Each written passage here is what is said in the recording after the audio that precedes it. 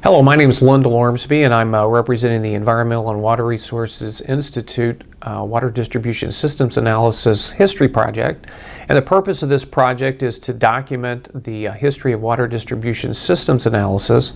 And an important part of that project is a series of interviews that we're conducting to talk to folks that were very significant in the field and help kind of promote the field of water distribution systems analysis.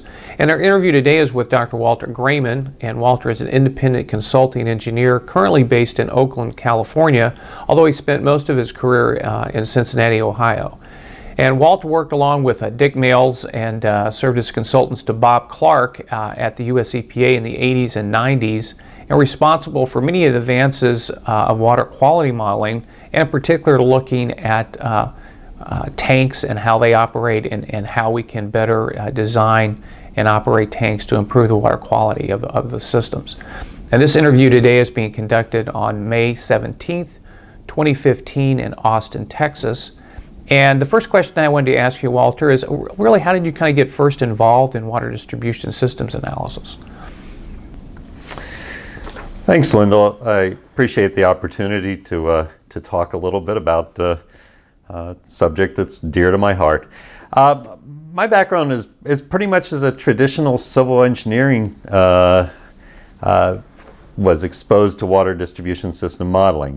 My undergraduate degree in civil engineering was from Carnegie Tech, and as part of that, I think it was a sophomore course in hydraulics, or maybe a junior course in hydraulics, where we had a couple days of lectures on water distribution systems, and a homework project where we got to do a Hardy Cross example, which was enough to almost put me off on it. My graduate degree was in hydrology at MIT, and didn't really do much there or of anything in terms of water distribution. And it was then in my one of my first jobs after finishing up, I was working for a small company called W.E. Gates and Associates, and one of the people there, Dick Mayles, who I had actually gone to graduate school with, had a project with EPA in which they were doing some very early water quality modeling of distribution systems, and so they needed a little example, and I had been doing some work in a community called New Vienna, and so I built probably the first model that I ever did, and I think we used I think we must have used Kentucky pipes for that example. So it was fairly minimal, and it wasn't until I left that company and went out on my own as a consulting engineer. And Dick Mayles, who had also left before that, had a project with Bob Clark at EPA. And he asked me to participate in that. And it was a study in North Penn water system. It was a research project. And it was to study water quality and distribution systems and modeling the system. All right. Well, can you tell us a little more about that North Penn Water Authority study? I mean, I assume you all did some field work and some other stuff. And what was that like? We did a lot of things, and it was a very nice experience. The system was a medium-sized system. It was interesting because it had two sources of water, a series of wells, and then purchased water. And the water quality differed drastically between the wells and the purchased water, and we could see that in the sampling that had taken place there. And we started out, we wanted to do a water distribution system water quality model, and we started out with the steady state model that Dick Mayles and Bob Clark had developed, and it became obvious almost immediately that a steady state water quality model just is not reasonable because the water quality changed drastically over the course of the day as one source fed it in one part of the day and another. And so we recognized the need for a dynamic water quality model. And so I set that out as my task, and I remember thinking about it, and I vividly remember I think it was a Saturday morning, and I kind of came upon it, and I said, oh, I know a solution. I called up Dick Mayles, and I described it to him and on the phone, and there was this silence, and then he explained to me why my solution was not going to work, and he was absolutely correct. I was dejected.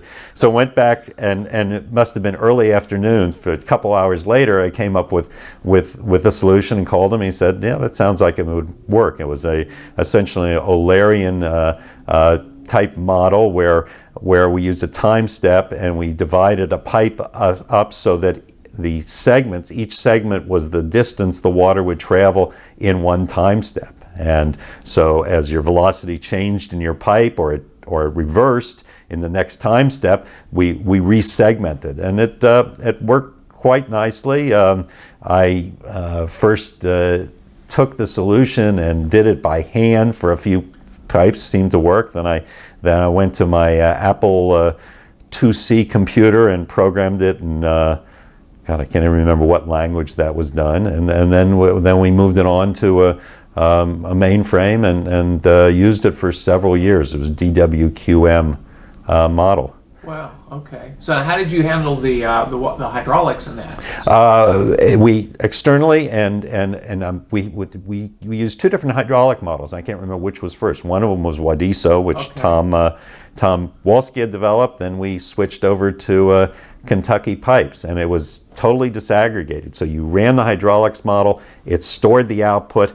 We ran the DWQM model. There was no graphics, very much like Kentucky Pipes at the time. Everything came out, and it was a thick outputs, and you had to, I remember actually taking maps of the system and by hand contouring the system. And to jump ahead a little bit, a few years later when Lou Rossman put EPA Net together, and I was one of the early testers of it, the first time I used it, once I'd used it, I never went back and ran DWQM again. It was just taken and put it in the garbage, but it served its purpose. Well, I guess that probably had to be one of the very first water quality models ever developed, wasn't it? It was, and that's another interesting story, because we developed it and we submitted an abstract to DSS, Distribution System Symposium, AWDSA's conference, in 1986.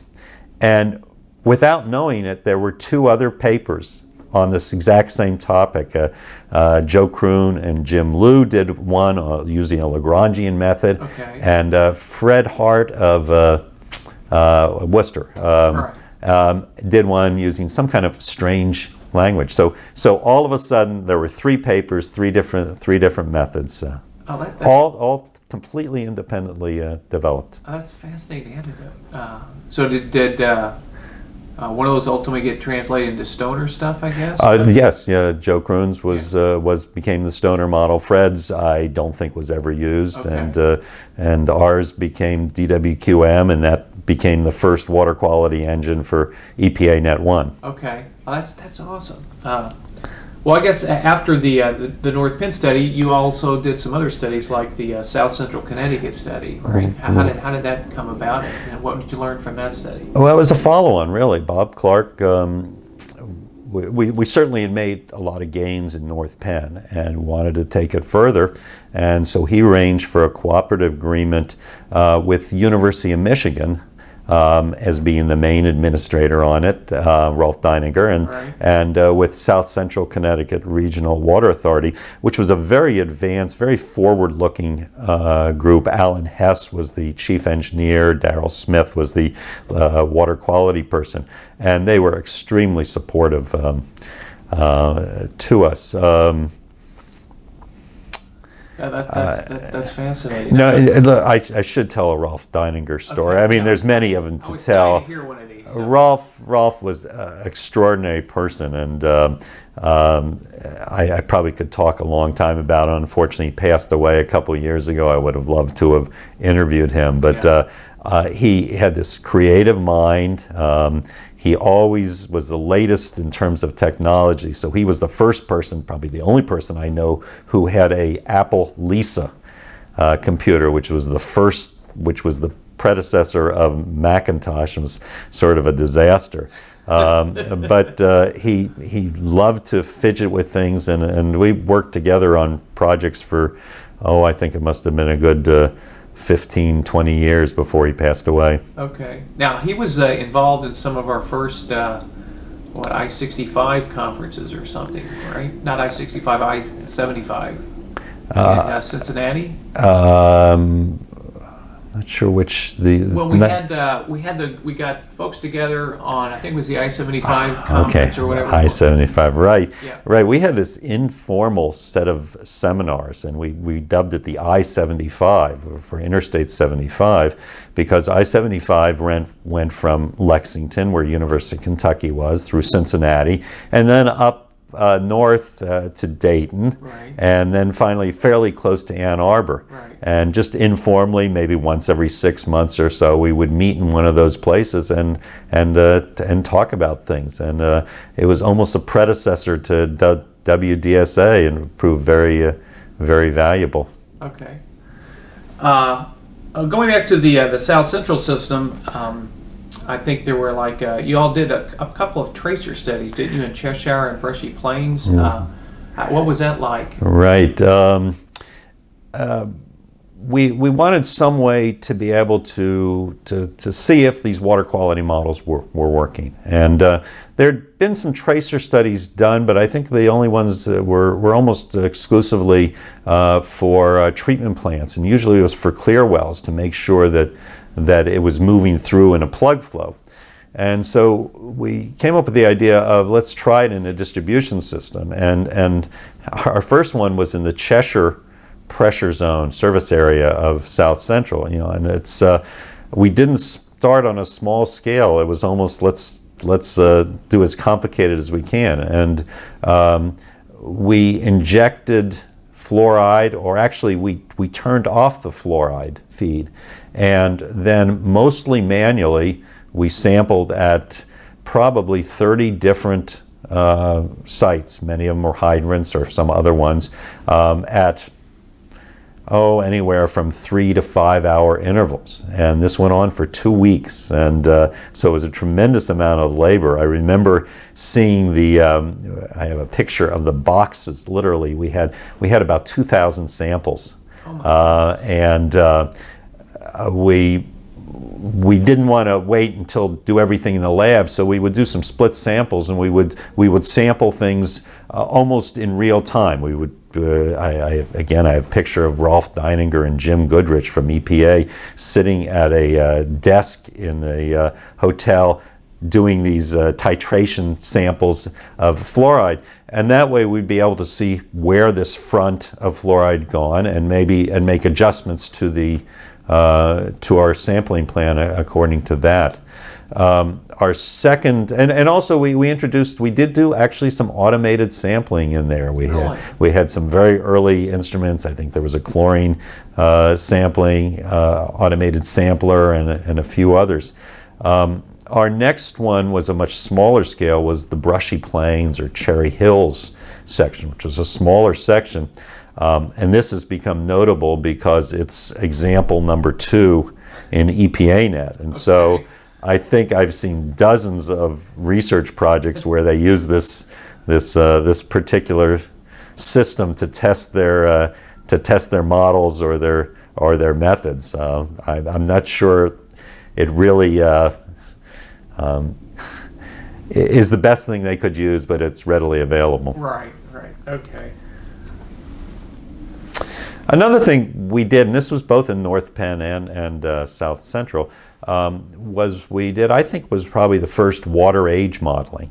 And it turns out once you had a water quality model where you were actually tracing a particular constituent, to modify the model so that you could do water age was literally, I think, 3 or 4 lines of code.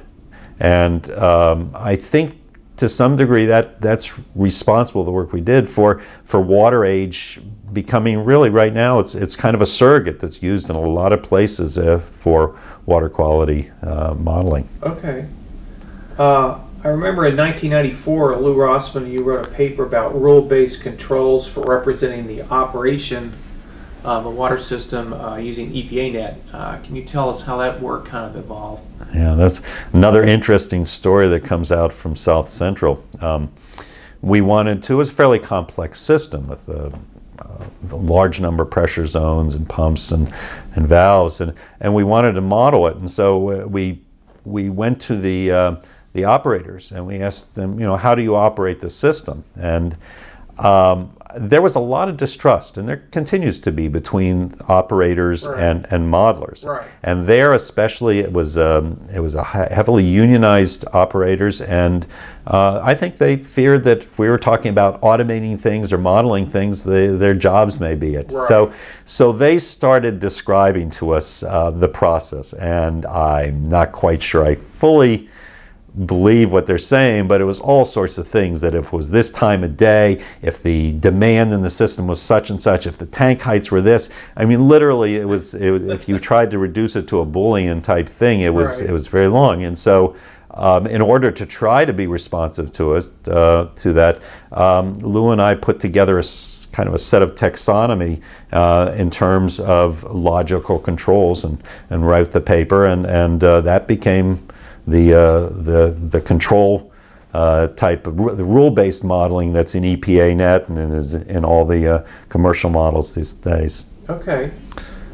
Also, just thinking back in the past, in 1991, I guess you and Dick Mills and Bob Clark organized what I think turned out to be quite a landmark symposium. I think this was held in Cincinnati because I was there.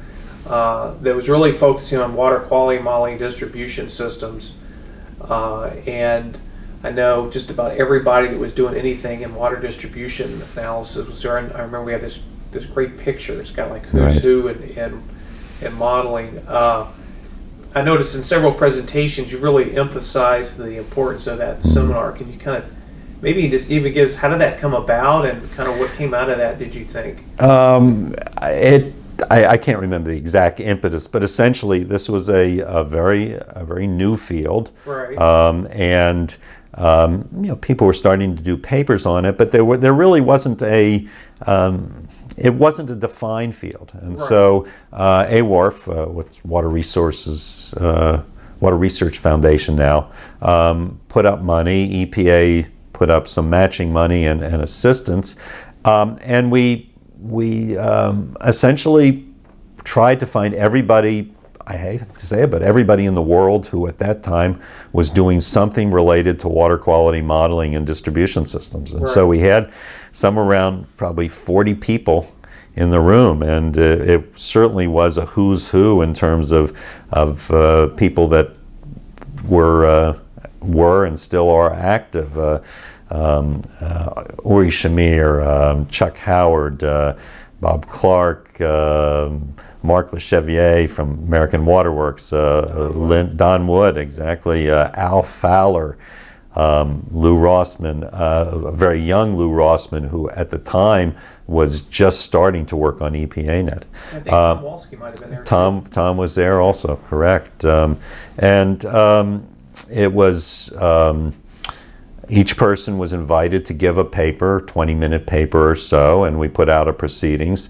And as it turns out, I think it really set the agenda for water quality modeling for even today. Al Fowler gave a paper in which he talked about mixing, and we always kind of implicitly assumed that when two pipes came together, they mixed completely. And he questioned that to some degree. And nothing much happened on it till probably 20 years later, when I think Sandia picked up on it, and it's become a hot topic in terms of modeling. So almost everything, even till today, real-time modeling, all these things were discussed at that point. So I think it was very important in terms of organizing the field and moving it along.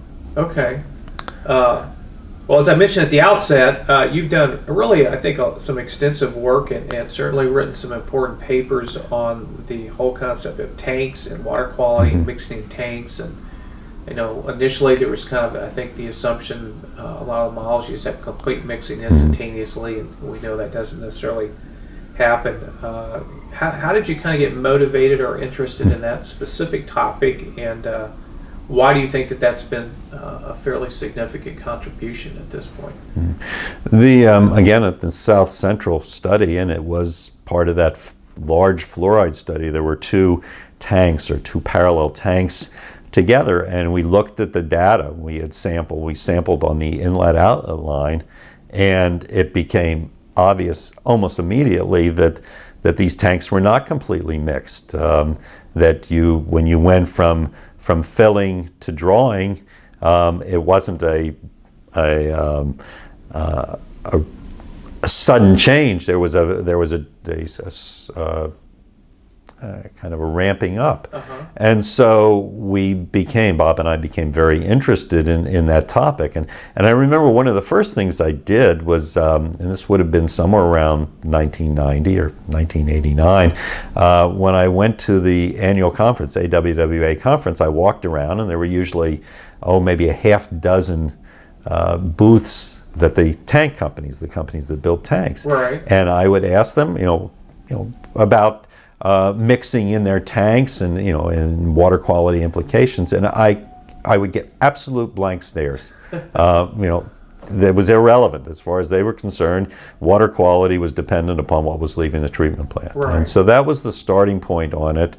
And I worked with several people, with Rolf Deininger. We did some very primitive laboratory dye studies of tanks. Did some work with Montgomery Watson, with Paul Boulos, and they had a tank there out in Azusa, California, where there was some concerns about mixing, and we did quite an extensive tracer study of that, and then modeling.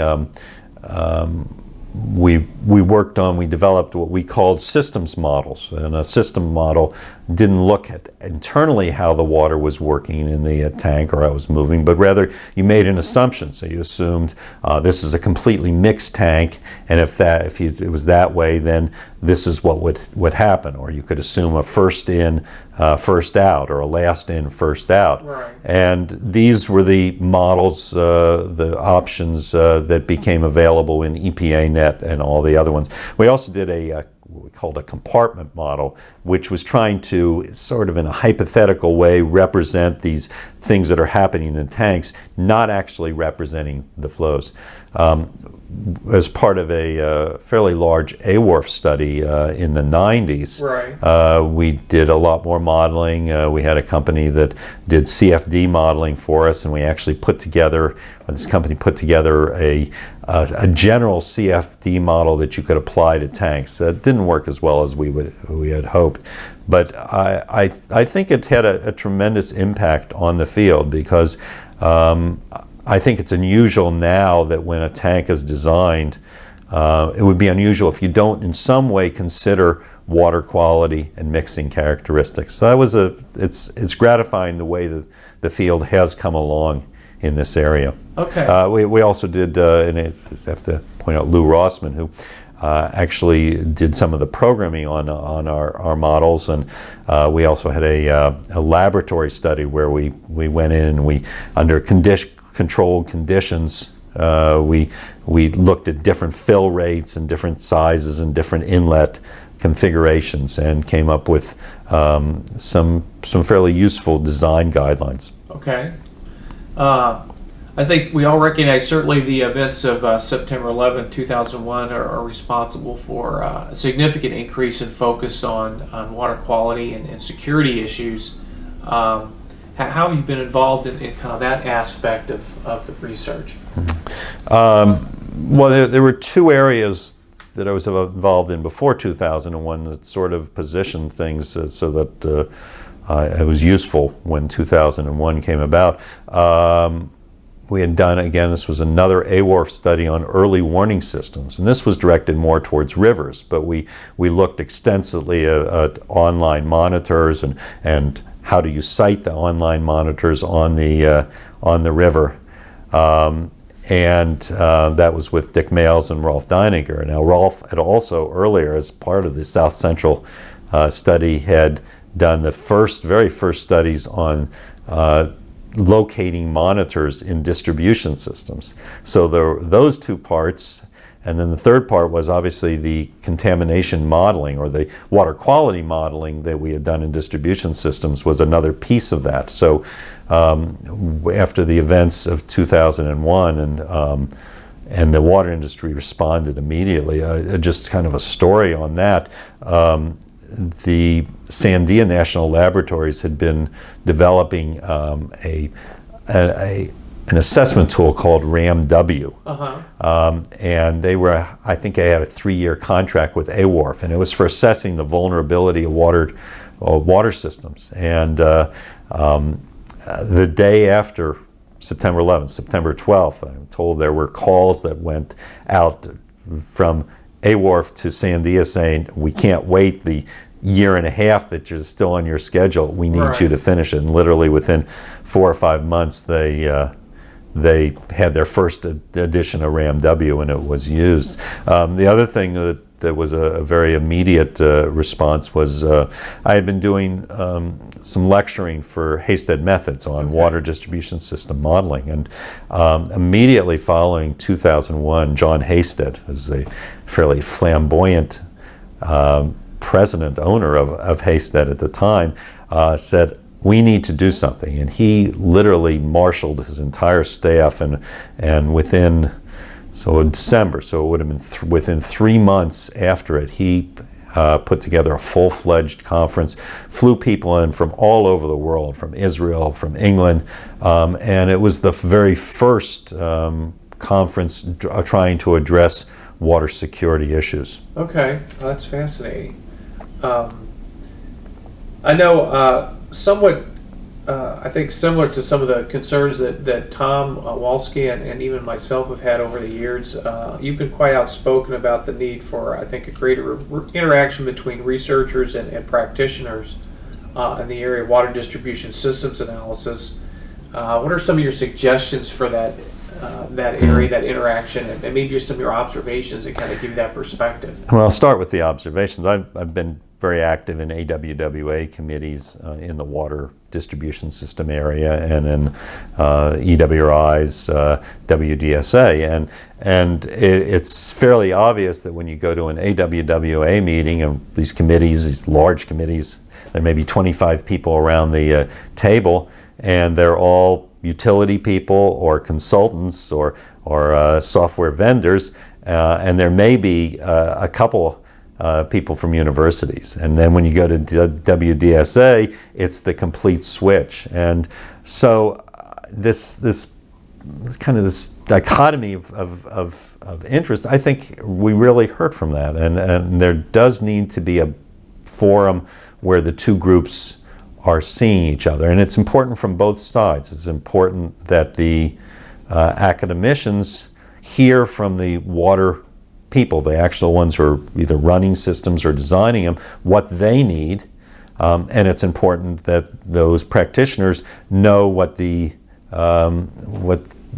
researchers are doing. I think there's been a lot of money spent on research that just has not been fruitful. Some of it in the optimization area.